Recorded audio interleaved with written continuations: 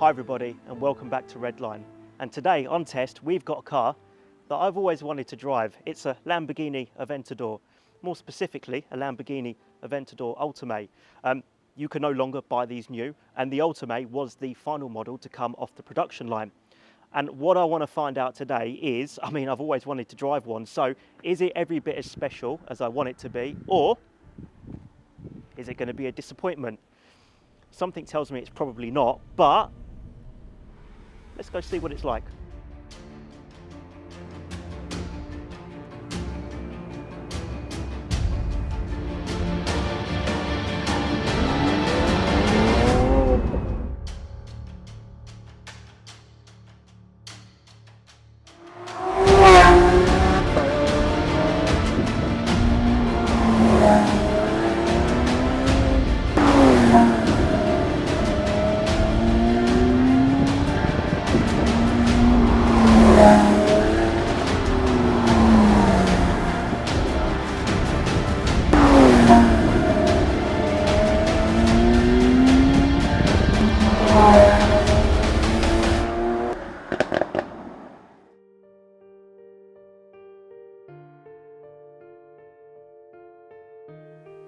Like this old but functional petrol station, the Aventador harks back to a time gone by. A time when the words supercar and emissions rarely shared the same sentence. It's fitting then that the final Aventador and the end of the line for its glorious, naturally aspirated 6.5 litre V12 engine is the most powerful to roll off Lamborghini's production line. The numbers are head spinning: 770 brake horsepower at 8,500 RPM, 531 foot-pounds of torque at 6,750 RPM, and a rev limiter of 8,700 RPM. Power is sent to all four wheels via a 7-speed single-clutch gearbox, which I'll touch on again shortly. All of this sees the big Lambo charged to 62 miles an hour in just 2.8 seconds, 125 miles an hour in 8.7 seconds, and onto a top speed of 221 miles an hour. But this isn't just an engine car. Underpinning the Ultimae is some serious motorsport engineering, including a carbon monocoque, pushrod suspension and rear-wheel steering. The brakes are carbon ceramics and the tyres are sticky Pirelli P0 Corsas. It weighs just 1,550 kilos dry, which is remarkable for a large V12 Lambo. And as for the fuel economy, no one gives a damn.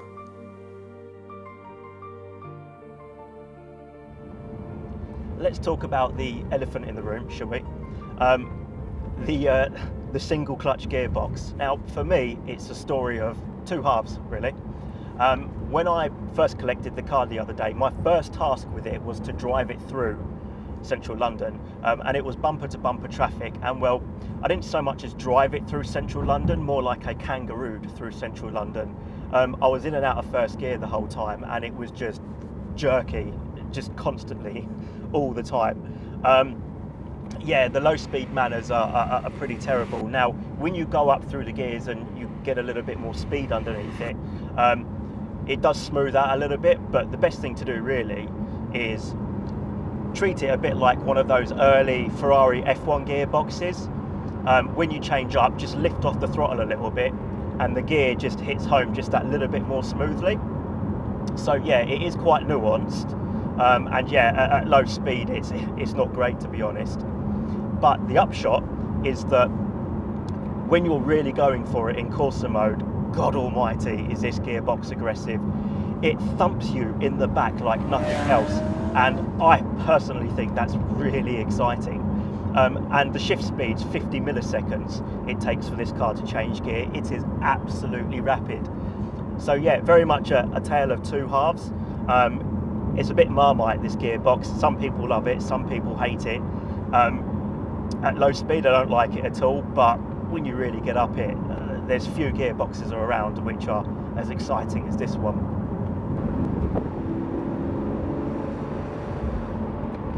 As a driving experience though, there's nothing else quite like this. It is it is such an exciting car. So initially you're intimidated by it.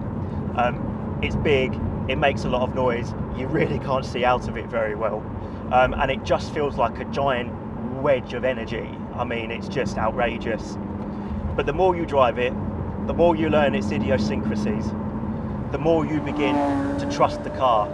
You realise that actually it's very much on your side. You have masses and masses of grip, partly because of the four-wheel drive system, partly because this thing is wearing Pirelli P0 Corsa tyres, which in the wet aren't the best road tyre, but in dry conditions give you masses and masses of grip.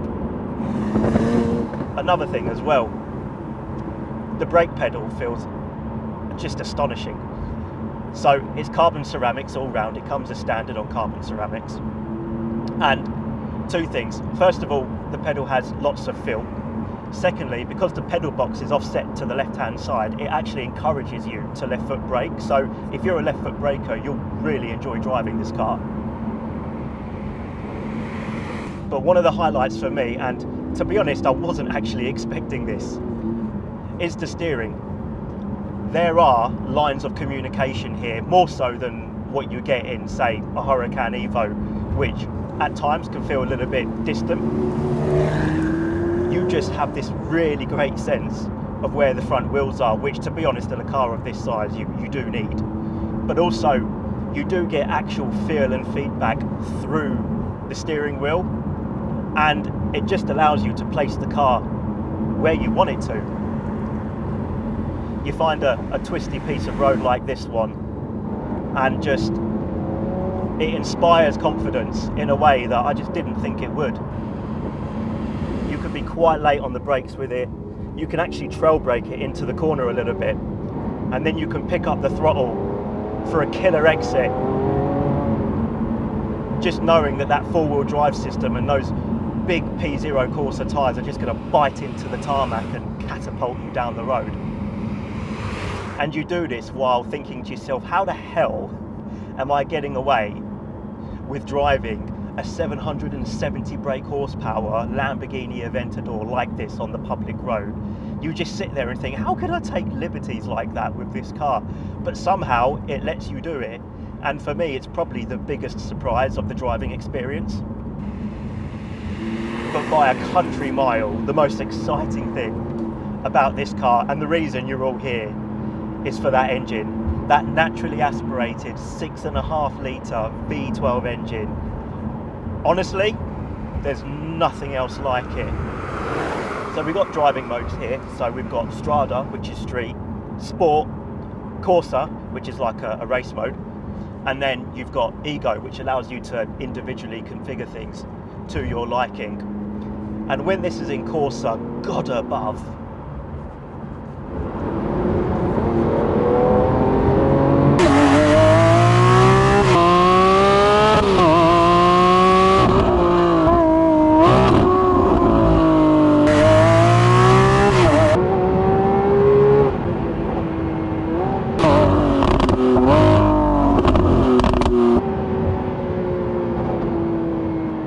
whoa. 8,700 RPM is the rev limiter, and the closer you get to the rev limiter, the harder it hunts it down. Just the speed builds progressively, and it's just a rush. And then listen to this.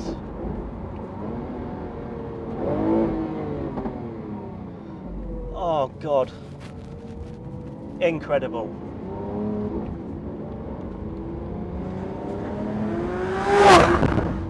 That you don't get tired of.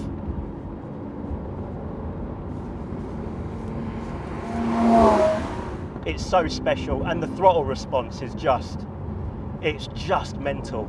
The moment you go anywhere near the accelerator, it just picks up and goes in a way that just other naturally aspirated internal combustion engines, they don't do it quite the same as this thing does. It is sensational. It's so indulgent,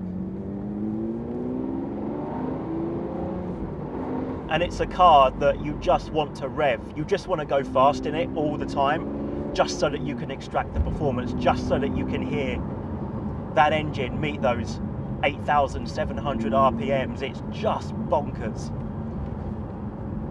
And that's where this car gets a bit dangerous sometimes. you just want to hoon it everywhere, not for the purpose of being a cock, but just because, well, you want to listen to it.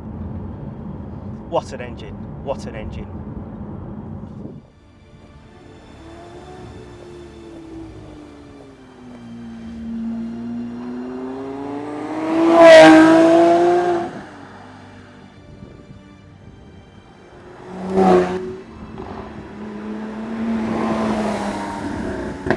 Engine aside, the rest of the package is a joy to drive.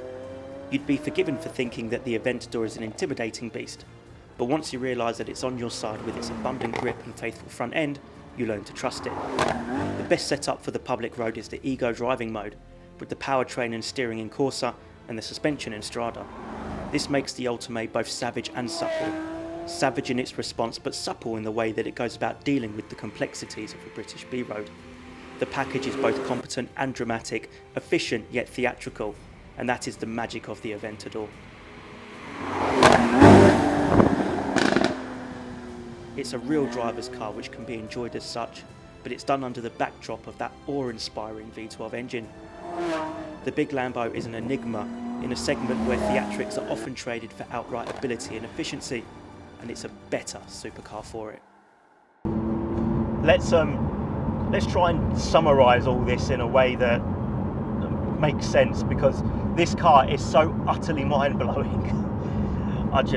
I feel like I'm lost for words sometimes with it.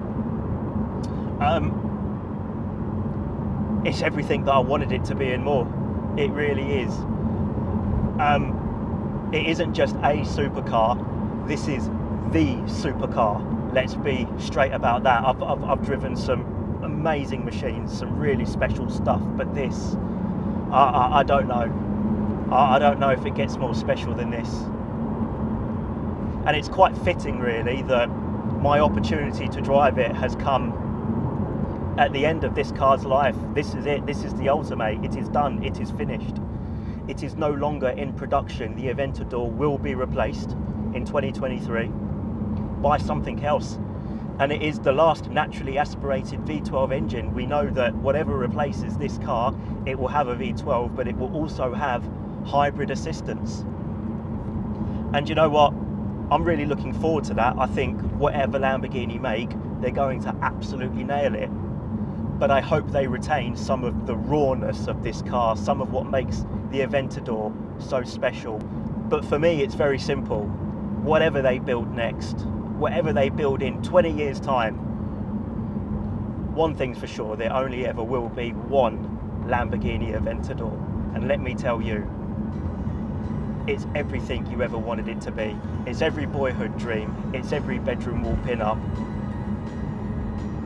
It's sensational. And I think I'll leave it at that. What a car.